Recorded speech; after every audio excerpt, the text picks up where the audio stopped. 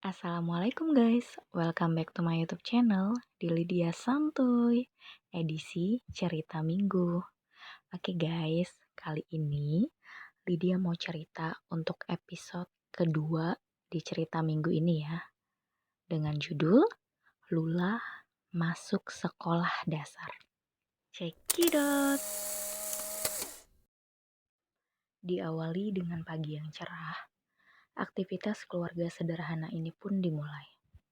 Tepat di tahun ajaran 2002 sampai 2003, Lula pun masuk sebagai murid sekolah dasar yang tidak jauh sekolahnya dari rumahnya. Lula sangat antusias untuk memulai sekolahnya.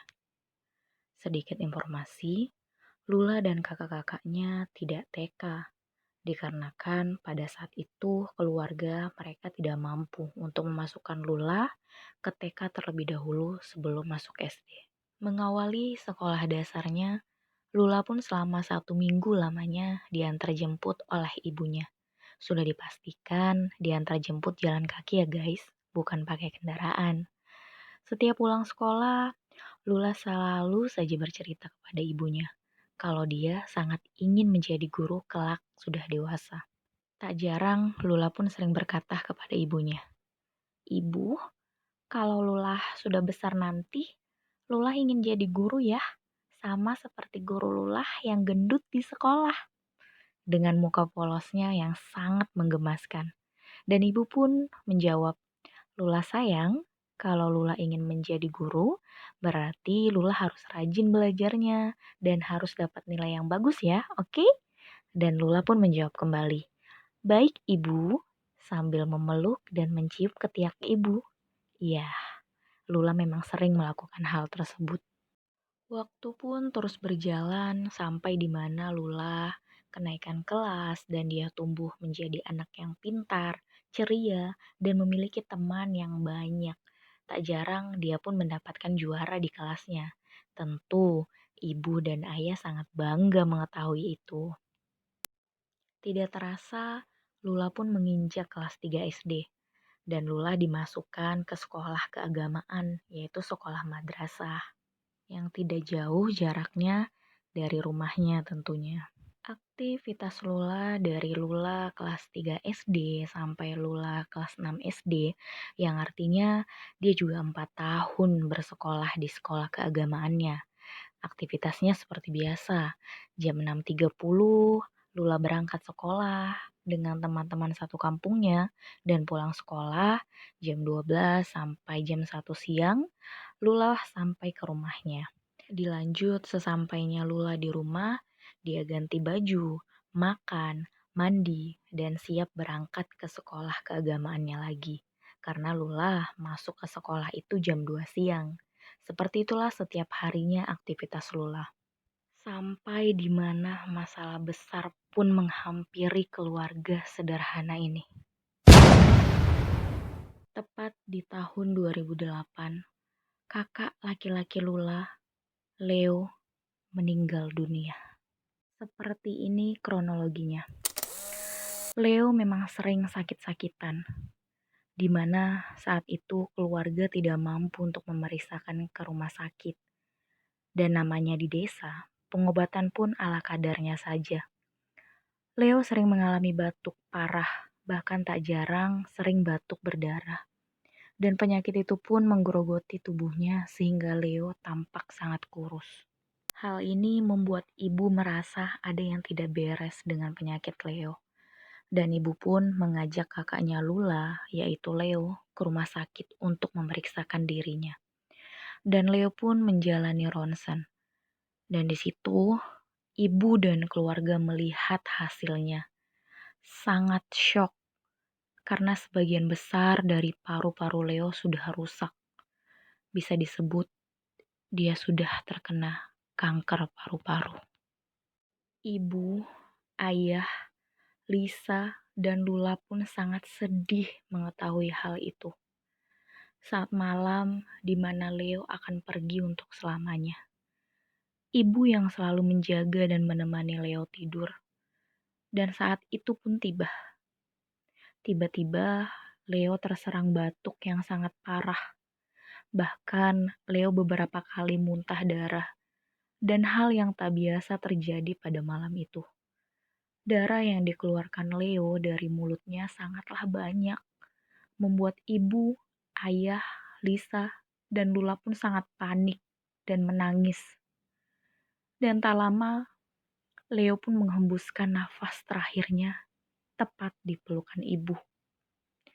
Dunia terasa hancur untuk keluarga Lula. Anak laki-laki satu-satunya dalam keluarga mereka meninggal dunia, meninggalkan mereka untuk selamanya.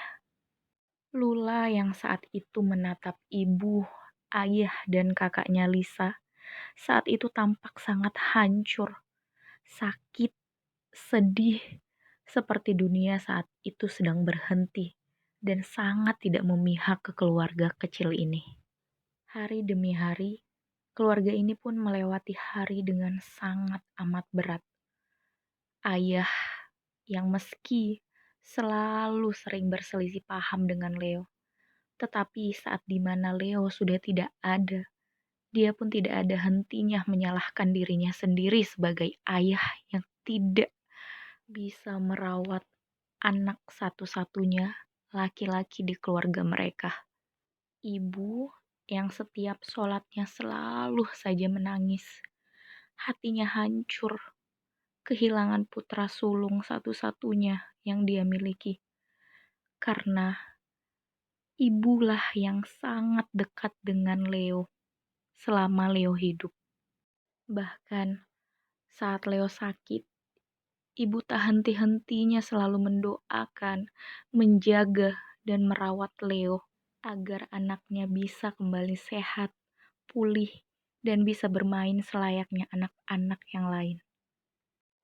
Sementara Lisa dan Lula pun amat sangat kehilangan sosok kakak di kehidupan mereka.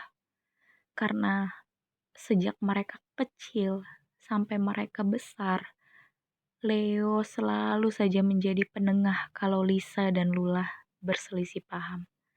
Tapi saat itu semua sudah sirna. Dan keluarga sederhana ini terpuruk dari tahun ke tahun dikarenakan mereka kehilangan sosok anak laki-laki di keluarga mereka yang sangat mereka cintai.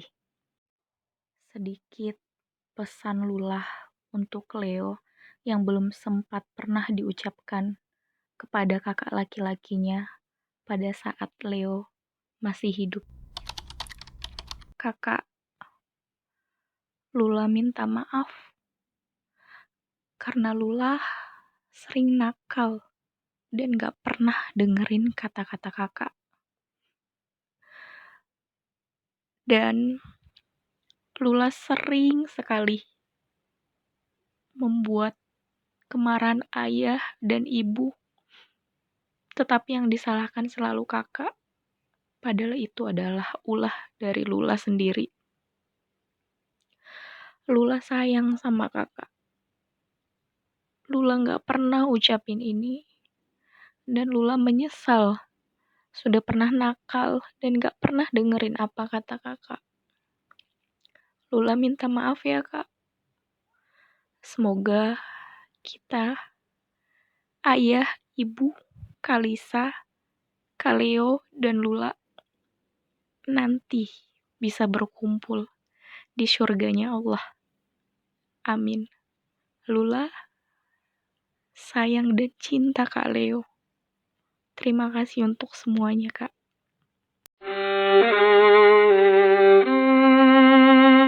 Bersambung. Oke guys, terima kasih buat kalian semua yang udah dengerin cerita aku untuk episode kedua. Dan jangan lupa untuk nantikan episode ketiga di minggu depan ya guys. Itu kita kasih judul Masa Lula Masuk SMP atau Sekolah Menengah Pertama. Oke guys, thank you for watching. Terima kasih banget kalian udah dengerinnya. Jangan lupa untuk like, comment, and subscribe ya. Dan kalau bisa share ke sosial media kalian. Jangan lupa bahagia. Salam hangat dari Lydia.